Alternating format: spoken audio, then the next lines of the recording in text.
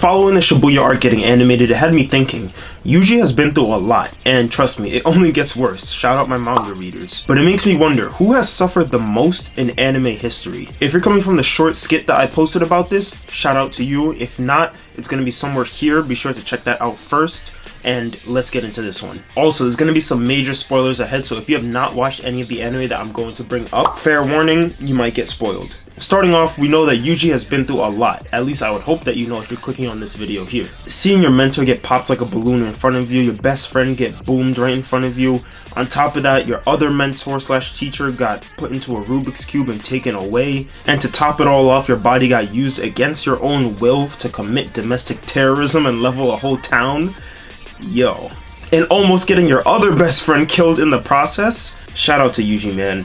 He's been through a lot. He needs some therapy. Now, this is only the tip of the iceberg in terms of anime suffering though, because we really have a lot more to get into. So the next character we're going to be talking about is Guts. Not to downplay what Yuji has been through, but Guts makes it look like child's play. From the moment that Guts was even born, he had it rough.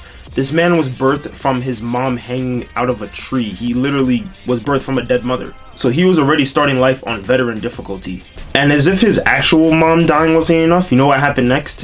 His adoptive mother died. And not only did he basically lose two parents, he also didn't even know who his real dad was. He had an adoptive father who was abusive and basically would sell him off for like half-eaten turkey sandwiches to other people to abuse. And just when you thought it couldn't get worse, Guts ends up killing that dad also and getting blamed for it. But this is really only 2% of what Guts has gone through. You don't even want me to get started on his friend Griffith. I mean, if we got into that, this video would be a whole lot longer and probably also get taken down. Just read the manga for yourself, you won't regret it. It's the top rated manga of all time for a reason, so please check it out. But above all else, there is one person that has technically suffered more than Yuji and Guts combined. One man who has been through never-ending pain because of some blonde teenager that had a dream. And if you don't know who I'm talking about, this man right here. Yes, I know, he looks like he belongs in a circus. His fit is crazy. Kind of drippy though. But technically speaking, Diavolo has suffered more than anyone else in anime history. He has been through the most pain, if you're talking in a technical sense. I'm going to keep it simple because if I get into detail in terms of what happened with him and this fight, it's going to be very confusing to people that have not watched JoJo's Bizarre Adventure before. It's peak, by the way. Please go watch it. This pink-haired man basically got killed by this blonde boy. And I shouldn't even really say killed, because yes, he died, but the blonde boy's power, Giorno Giovanna, he can revert things back to zero. So yes, he killed him, and then he reverted it. Over and over and over and over again. So imagine someone beats you to death. The Grim Reaper is at your door knocking, telling you to come out. And Giorno basically says, nah, hold up, let me bring him back. He just undoes it and beats you again and again and again.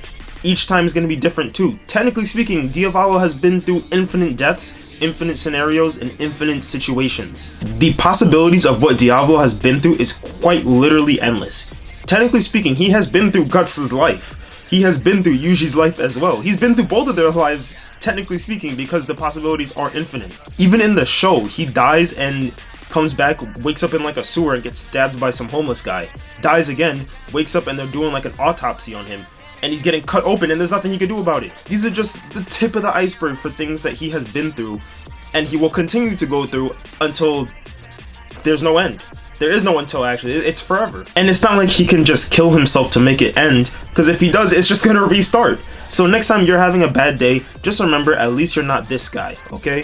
Hope you guys appreciated the video. Appreciate you if you even got this far into the video. Subscribe for more JoJo and anime content. Appreciate you guys. Take care.